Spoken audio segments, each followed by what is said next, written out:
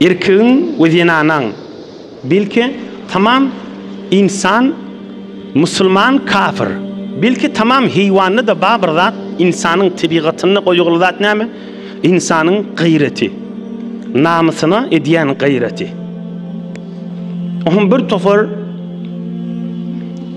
gayret barada zinanasına bir cavan oğlunun gayret ediye ya gelirler erine gayret ediye ve içlerinin hiç kime de aydıp bilmeyen bir narahatçılıklar geçiye hiç kimin yanında da düşündürüp bilmeye zinanasının harekatlarının çıkyan içinden geçiyen kanlarını zinanasının bir narahatçılıkları görüye ki onu hiç yerde açıklap da aydıp bilenak bir derde giriftar adamlar men gürrüngimi kavuşunyandır. Ohun zinanasından bir harekatlar görüye bunu kayna tofor tarafına aysa sen münkur mü deyip ol kalmagal turujokla. Hatta zinanasına aysa da zinanası da kalmagal turuyor. Sen beni yadattın deyip. Ohum halkın yanına aysa da ohum bir zinanası bilen öz arası doğru der o mıkadi fikirleri gelir mıkadi. Halkın yanına da aydıp bilenak fakircin içinden qandam gezip bir toforlun. Resulullah sallallahu aleyhi ve sellem gözümüzün nuru aydıptır. Namus etmek imanındır deyiptir. Namus özünün zinanasına, ayallığına, enesine ve zinanı da özünün erine. Zinanan da gayreti vardır. Şeriatta icazı veriyor zinanan gayretine. Erine beytme deyip, men yüreğim ağrıya demeye icazası vardır. Erkek zinanak icazası bolşiyali, zinanı da erine icazası vardır. El gayret meşruatun lirricali ve nisa. Erkek zinana, ikisinin de gayreti var vücudunda. Yang deslapta ettim, hayvanın da öz tabiatına, tamam hayvanların gayreti var. Başlan domuzdan başka. Bir domuzun namusu yoktur. Öz orkosunun yanına başka erkek yalap getiriyor diye domuz. Domuz vücuduna başlan bir namuslık şodur şey. Ama Resulullah aleyhisselam gayret imanındır deydiği näme? Yani çın gayret imanın turmalıdır deydiği. Gayret deydiğinin öz manası näme? Gayret deydiği özünün namusuna men açık doğruca gönürün etmeli bolýan. Özünün namusuna başka da bir nefer şerik bolacak da ya şoňa şikir ise ya fikir ise içinden bir qahar turya şoňa gayret diýilýär. Ene açık lugati manasy. Bir özünün muhtaçladyna başka bir neferde şerik bolacak bolsa içinden qahar turya, heyejany düşýär, bir ihtiyar. Şoňa adyna gayret diýilýär. Emma Resulullah aleyhisselam aydiye el gayret minel iman. Çın gayreti ki Allah'a qawwariye imanın eteğinden, imanın nurundan çıkmalı gayret. Allah'ın icazı beren yerine Müslümanın gayreti oynamalı. Allah'ın icazı vermedik yerine Müslümanın gayreti oynamalıdır. Hamana bir zinana özünün yegeni bilen oturan bolsa Müslüman adam gayret etse günahkar da, yegeni de doğruca yegeni. Ayallığının oğlu da. Delili ba yerde, den anasına diye şu delil sebepliye. Men gayretim oynaya diye. Hakkı var, den anası keplep bilmiyor. Den delilim var, sen beytme diye. Ya becirek tat bolmasın diye. Ya becire bernamele yürüyemesin diye. Yüreğimi ağırtmamen diye. İçimden kan geçirmemen diye. Şulan hemmesini Allah qawwariye, şu gayretten namus keş, Allah'ın yanına padaşı vardı. Ama hiç tat yok yerine, hamana filmleri wariye, öz içerisi yadına düşüp, şu filmlerdeki hıyanatlar, öz öyüne tasavvur etiye, öyüne var kıyınçılıklar döretiye, bir günahkarçılıktır. O näme etmeli? Bir amana halktan bir kefeş diye, ya filmlerde bir zat görüye, öz öyü yadına düşüye, bunun etinip var ya da, men ulamalarım maslahatlaşsın. Gelsin, mena içimde şijirik dert var, men näjire hal edeyin diýsin. Gyýdymyz, ayallygynymyz, körekönümüz, ya oglumyz, gelinimiz barady gurrunlary bolanna. Halky dikkat edin. Halk dip oglumyz ya gyýdymyzyň ýüregini ýakyp geçirmäýin. Allah üçin aýdýan. Hayt biz halky näme diýilip oğlun ya gyýdyň ya geliniň de halkyň biri ahim. Halky zat kepletjekkä dip oğul ya gyýdy ya gelinimiziň içinden kan geçibermelimi? Ölüýünçe sabr etip gezmelimi? Näme dip beýtip zulm etmeli? Sırrın saklajak bir adama ya alyma geňeş. Dünyada bir tofardadı adam görmeli bolýar, görjek görüsü var da bir tofarlan. Allah kuwat bersin. Ýöne çyn meseleni hal etmäň bernamesy bilen bolmaly. Öz killeň bilen özüň gidip, öz-özüň pikir edip, öz-özüň gaýgy edip hiç ýaňa ýetirmän goýgumallal. Mün gaýgy ýygylsa bir iş bitirmez, namart ogul deýin gaýgysy bolmady diýe maktum bolýar. Ýöne oturup gaýgy etdiň da näme peýdasy bar? Mün gaýgy ýygylsa bir iş bitirmez. Mün edek oturda narahat bol, erheley bolda, garra adam bolla, jowan oglan bolla, sawatly bolla, her näme bol. Mün edek gaýgy hiç peýdasy ýokdur. Mün gaýgy ýygylsa bir iş bitirmez, hiç iş bitirmeýär. Namart ogul deýin gaýgysy bolma diýipdir. Meseleni hal etmäň bernamasyny bol. Çyn alim, çyn derdiň milletiň derdiniň içindäki adamy keňeş hal bolsun mesele. Din çözgüsü bilen çöz. Ine ekseren erhileyin arasına ben açıqraq gün aydın bitirdi inniki öňe beşjek, öýlenjek, inniki ballıçıklar, qyýdy oğlanlar, erkek oğlanlar we inatalarından çirim inşallah belkim bir taraftan ýadigarlyk din hakıl bolup düşdün inşallah. Kan gayretliň biri daşaryk çykma hakyna bolýar. Hamana zinana ya er. Ne zinanadan misal aýdyly. Zinana ya daşaryk gezmäne gitjek diýer, ya piýada rewiye ya şoňa meňdeş. Erde gayret edip du içinden mydan narahatçylygy bar. Hamana şoň üstüne zinanasyna aýdýar da sen niye saat 4'te günne gitýäň ya sop ya 2'nin akşam fark etmeýär ya ertilerde ya 2'nlerde. Şonu gayret et saat 5'te ya 6'da gitdi hamana. Zinanaň näme etmeli ştada? Görünip tuda. Göz üstüne diýmeli, 5 bolan näme, 4 bolan näme. Men idara gözleşip duranak diýmeli. Bad bir daşary kitçek dämi? Zindigide verer çekmeli ýanak. Öýüň içi arameşde durar ýanak. Ey hakyl zamanynda ýaşaýan. Öýüň içi arameşde durar ýanak. Şoňa ýok işgali ýok. 5'lik diýdiň 5'likden 6'lik diýdiň 6'lik derin niýmella. Emma şunday.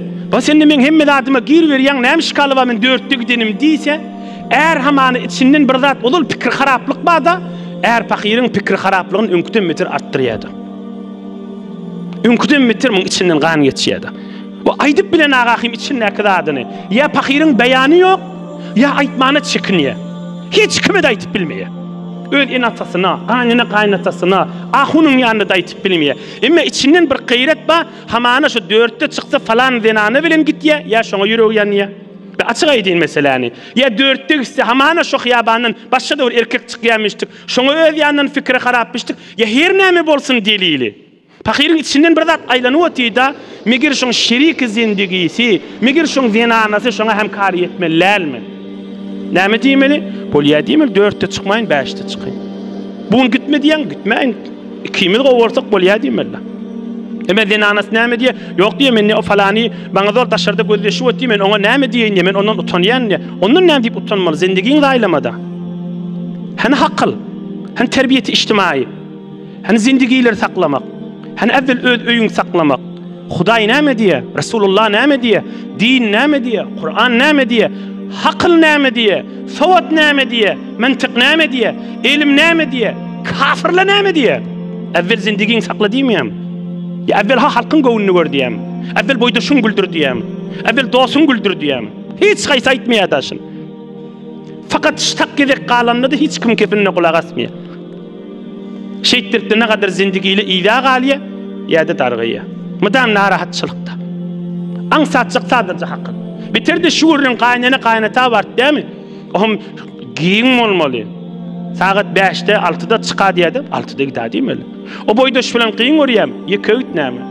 Şu boydaş filan, şu denane filan gitmeyen giyin oraya mı? Zindigin hurmatını sakla. Nikahın hurmatını sakla. Onların gitme. Bar gönce ait mene adamın giyin oraya, hoş innikrab satışıp bilmeyen. Vesselam. Hakıl işi, din işi, zindigi işi. Yomen name, kim digdi belide şon gowunu görecek bolup. Yani hulasa bir daşaryk çıkmaň üstüne. Biri yığınanmaň hakkında. Yığınanmaň hakkında. Ama hani eğer şidrek mübarek celese gelýärmişdik ya klas kuralları var ýamyşdyk ya zenana. Aham bazara ya bir yerik erheley bolup çıkanlarına her 5 dağıdan er pakir yığınanla. Om zenanasy zor tertleşýär. Ya bilişice şoň menen jetleşýär. Ya da men näme Qow baryan ki diye falanin heleyin özde diye falaniye zat dimiye diye meger halkın zindagisi filan zindagi yetmeli mi? Hani akıl.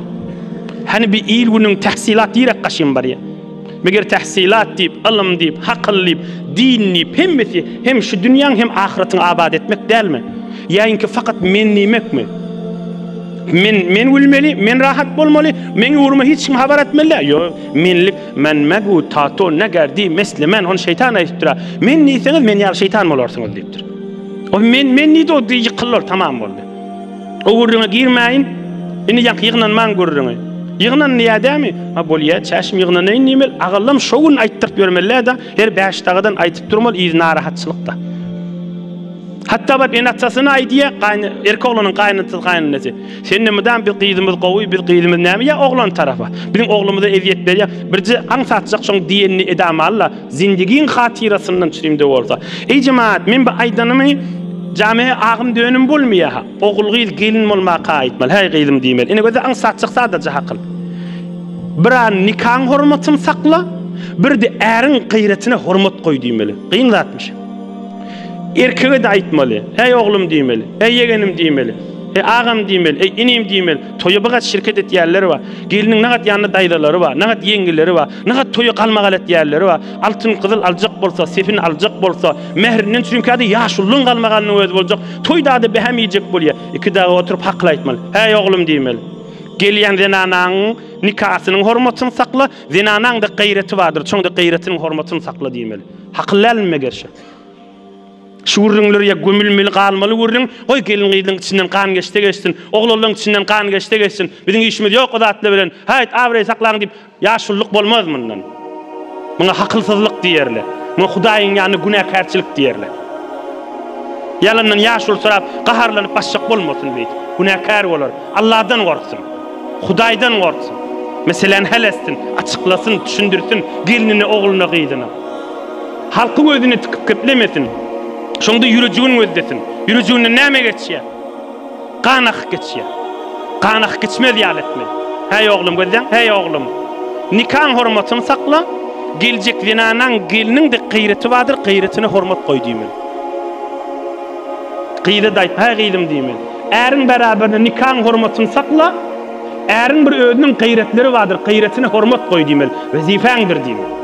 Sadajy hakıl. Yine biri taşırık çıkman gurrun, bir yığınanman gurrun. Sadece yığınanmalı, ohan bir zenanay diýär da, meger men näme diýän diýär da, ak jogap aýtyp bereýin, meger men näme iş diýän diýär da, bir iş etmek däl, gyret o pakyryň öz içinde däl. İçinden bir çaýkanyä daşyna çykaryp aýdyp bilmeýär. Şoň adyny gyret diýerler da. Sen falan iş edýän diýip gyretdäk ýol, şoň harakaty ki şu zinanasyndan ya şu erden dikkat edin bir harekatla va fakat zinanasının için yakıya şu harekat hiç kimi de düşündürüp bilen akta. Hamana bir zinanı erinin mudan verin ya da ohum erdi diye men işte edem akki diye öldü bilye hileyinin yirdi içi yanıktırılığın gayret et yerliğini. Halkta näme diye gül yanaksın erin ma diye gül yan zinanan ma näme eviyet bertdun diye. Ol bir oğrunça için yakıyan zat ba onu o hileye erde aydıp bilen ak. Ohum yön içinden kan geçiyordu. Şu zinana şon hal etmeli. Şu şon hal etmeli. Başka hal bolmayaydı. Näme diýip hal etmeli? Hudaý üçin hal etmeli. Şun ýüregini ağırtmaýyn diýip, şun ýüregini göwünü hoş etsem, Allah menden hoş bolar diýip. Men şunu hoş etsem, tekebbürligim dewler diýip. Allah menden razy bolar diýip.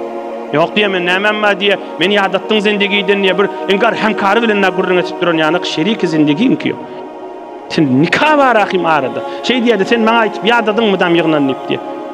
Ya erkek ya heleyde fark etmeýär gaýsy bolsa. Azajyk şu erkek näme diýip hamana çay suwuň maşyny guşy, alan guşyň gurrunyna giýraýly. Bir guşy mobaýlyň gurrun.